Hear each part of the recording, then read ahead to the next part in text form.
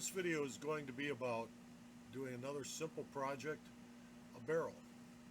And we're going to work slowly through it and see what we come up with. I've obtained some clip art from the internet, pictures of barrels to use as a reference. The one over here on the left is sort of important because it tells us what the shape of the top needs to be. After we're done modeling the barrel, we're going to tilt it very much like you see in this picture so that we can see the top of the barrel rather than just the side. And these angles here are important, and also how the lid sits in the top. So let's get started. I've already imported the images, obviously, and I've centered them up in my workspace, so we need to start drawing some vectors. I'm going to use the curve interpolate points, zoom up a bit on this so I can pick up, and I'm going to start here and work my way down to see what we have.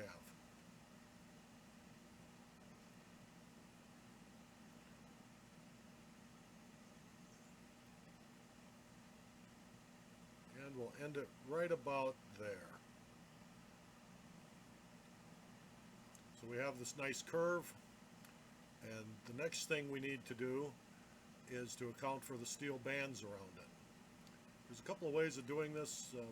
One of the ways I like to do it is just by putting some notches or protrusions here and then revolving them with all of it.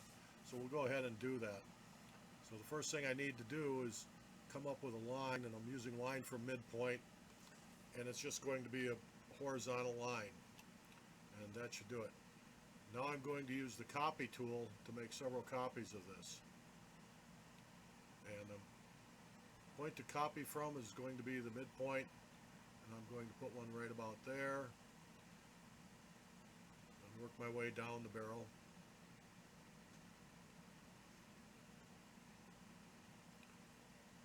One of the things when you're modeling, quite often a detail like this is difficult to see because, as you can see in the picture, it appears fairly flush to the surface of the bottle, or the barrel, excuse me. And if you draw it that way, when you carve it, you're not going to see anything. It'll disappear. So you sometimes need to do a little exaggeration, and we're going to do that. So we have all of these spaced. Now I need to get this curve out here, so I'm going to use offset. And I like to use through point for something like this rather than specking a distance. That way I can just place the curve where I want it visually and not worry about numbers. So that looks like it's going to be pretty good to me. It moved a little bit when I did it, so I'm going to delete it and I'm going to redo it. Sometimes I'm not as good with the mouse as I'd like to be. And click on the through point again so it's not jumping. And that's about right where a little bit more. There we go. Now the next thing to do is we need to combine all of this into one single curve. So I'm going to select all of the elements, and I'm going to use my trim tool. And I can save myself a little time by doing a window select on quite a bit of this instead of individually.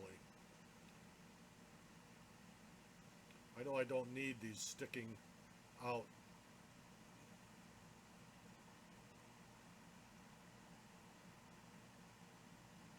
So I've gotten rid of all of those. Now all I need to do is to remove this one, and just alternate my way down it, leaving the curve that I want.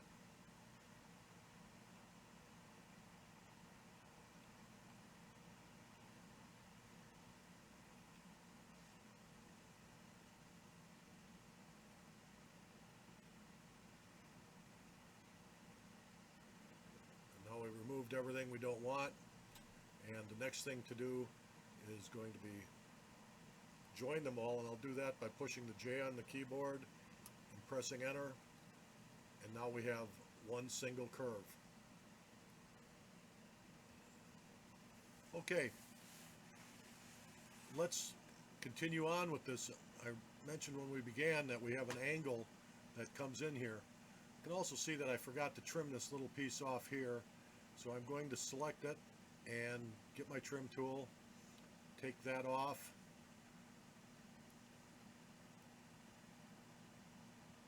and I'm going to select and join, make sure I have that piece connected to the entire curve.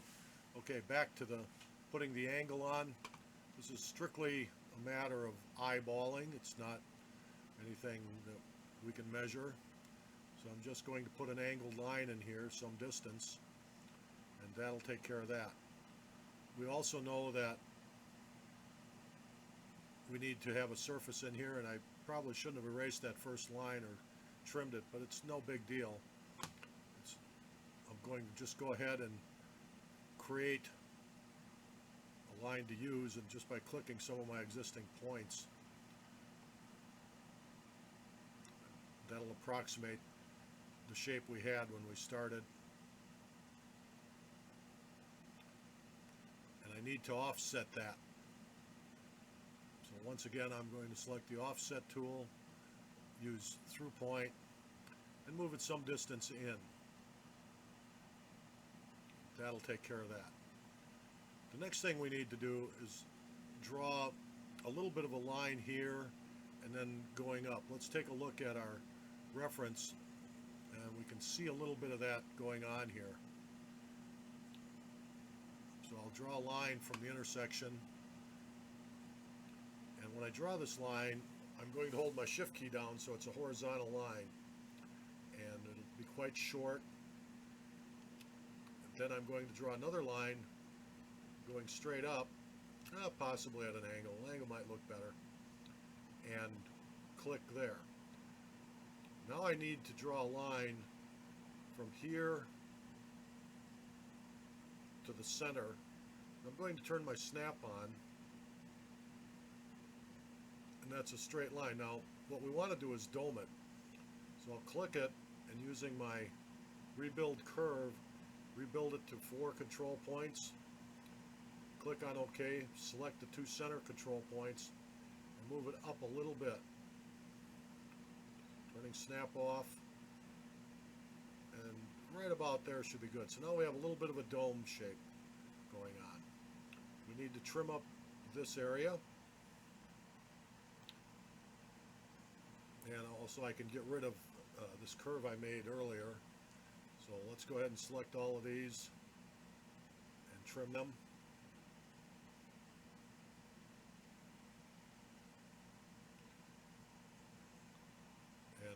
Clicked enter, and I'm going to press the letter J, and that'll join them on the keyboard for me. I'm also missing one down here, and also I forgot to trim it like I did on top. Trim that off, select it, letter J, join. So now we are back to one curve here. I probably should repeat this on the bottom, but it's really not necessary, because what I'm going to do just draw a straight line down to here, and I'm going to split my curve using the split tool, select, and use a point. And the point I want to split it at is right there. Now I'm going to mirror this part over with a copy. I'll select my mirror tool. Copy is yes. Doesn't matter where I mirror, because I'm going to move it when I'm done, just as long as it's horizontal. Select it and move it, and I want to move it by the point I split at.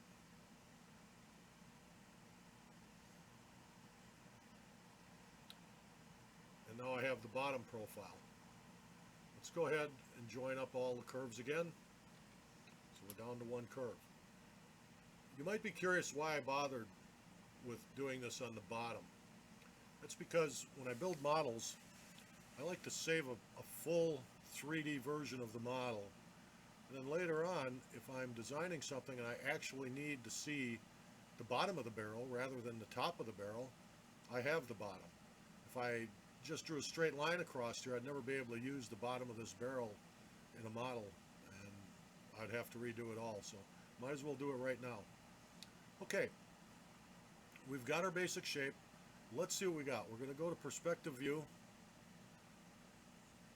and we're going to do a revolve, and select the curves, press enter, and it'll say start of revolve axis. As long as you're on the axis, you're good to go. And you can go up here and click full circle if you want, or you can just click enter and then let it do the full 360 like that. So let's go ahead and roll this around a bit, zoom out so we can see what we're doing. And there's our barrel. It's looking pretty good. It actually looks like a barrel. We can see the steel bands going around it. Yes, they're exaggerated. I don't think we're going to need the bitmaps again for a while, so let's go ahead and turn off those two layers, and we don't see it anymore. And we're going to go to a 4 viewport layout here. And this is the top,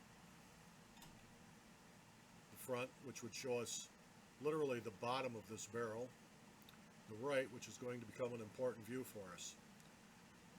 Let's see how we'd like to view this barrel in this particular case of the modeling.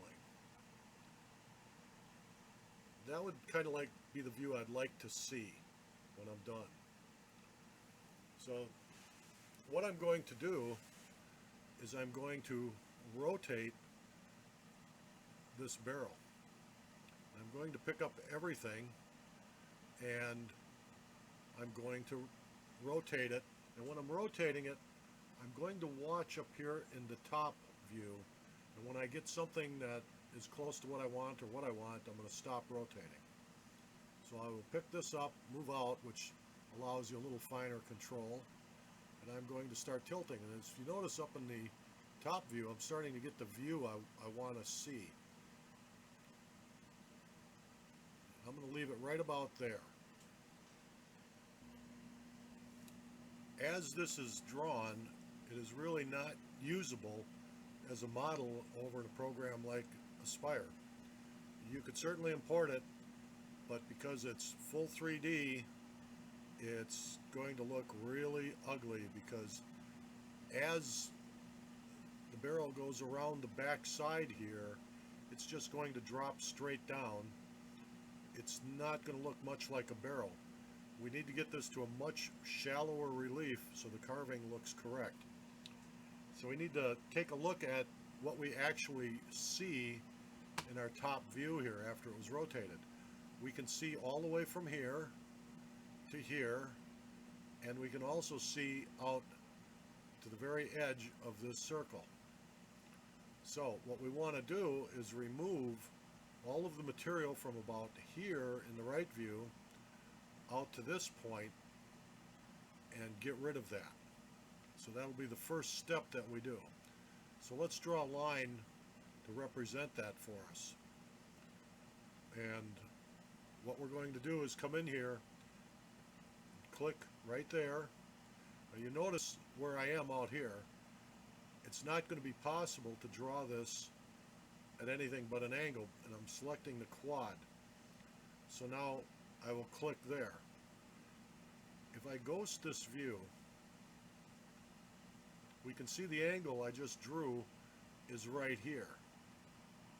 We've got a couple of things we can do to straighten that out.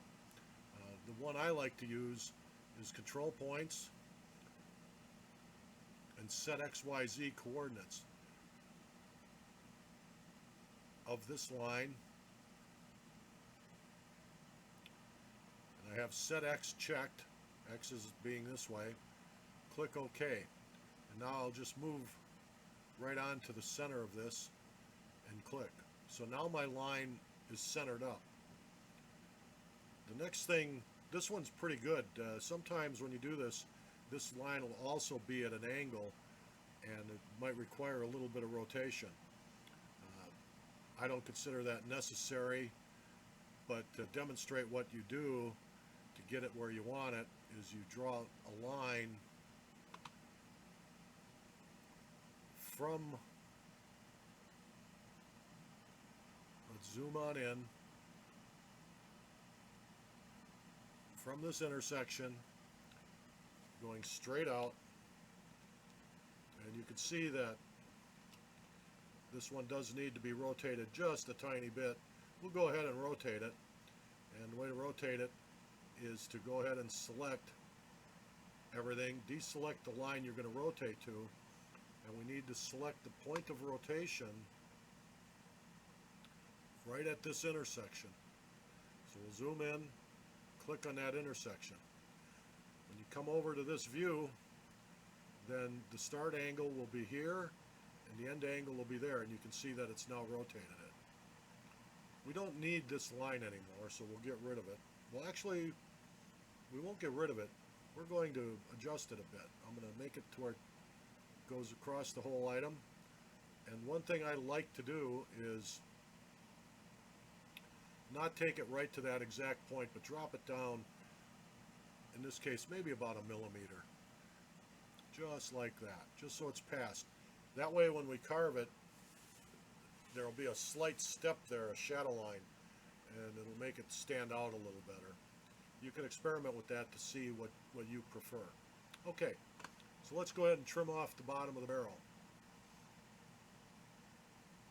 And now our barrel's trimmed off. Next thing we need to do, we're going to go to the right view, is and pan it down a bit. Excuse me. We need to shrink this height, because once again, as a model, that would be much too high. It would just look stupid. So what we're going to do is we're going to use the scale command. I'll pick the model, and then up here I have scale 1D. You want to use scale 1D, not 2D, not 3D. We only want to shrink this in the Z direction. So I'll choose the command, and I need a base point. Actually, the base point isn't that critical. It doesn't have to be on the object. You don't have to select a point at the top. None of that's really necessary. You'll see why in a minute. But selecting on the bottom helps a little bit. So I've selected that point for the start. Hold down my shift key, and anywhere up top here will work. And now it's asking me for a second reference point. So as I drag down, you can see that my model is going straight down. And obviously you want to pay attention to your scale and how thick you want this part of the model, things like that. In this case, I'm going to bring it down to just around 8 millimeters and click. So what did that get us? Let's go to the top view and see how our model looks. Zoom out,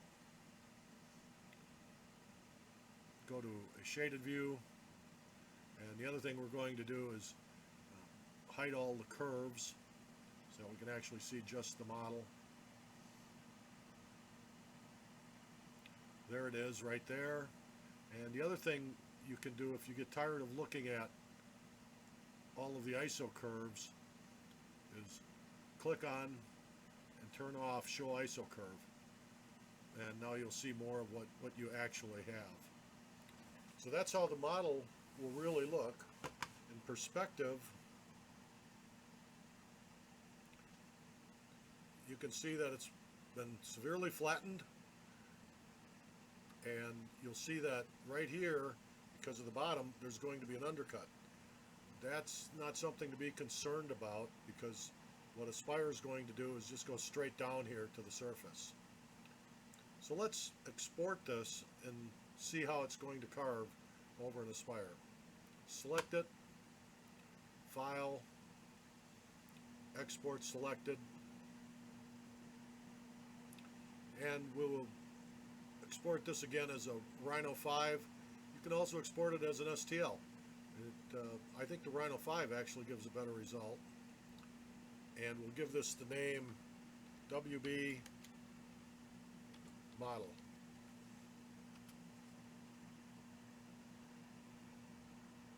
I'm going to go over and get the Aspire started up and start a new job, and then I'll be back to import this into Aspire. I've created a new job in Aspire, and I'm ready to import it. This is Aspire 4.5. Might look a little different than what you're used to. And I'm going to select import a component or 3D model. Scroll down and find my WB model 3DM and click on it. And we can see here what we have. I set the model size as 100 millimeters tall and about, I think, 70 wide. And what I need to do is put the model on the bottom, or set to the bottom, and we can see it's, you know, about 7 millimeters thick, and it looks pretty good to me. So we'll just say okay and load it in.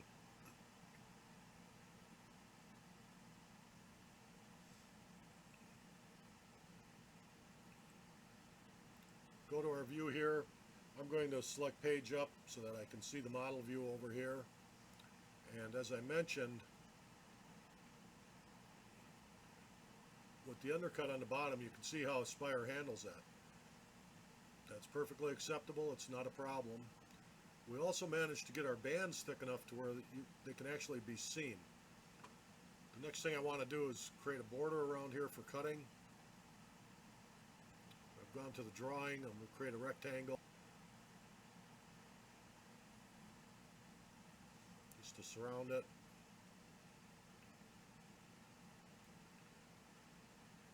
And we'll go over and toolpath this. I'm just going to go direct to a finished toolpath.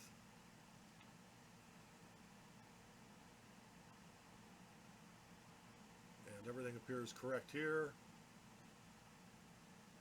I'm using a 4.8 degree with a 0.5 millimeter tip radius.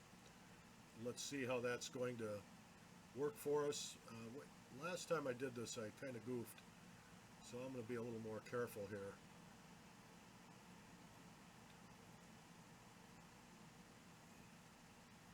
Looks good. We'll let it calculate. It's finished calculating. Let's preview all toolpaths to see what we have.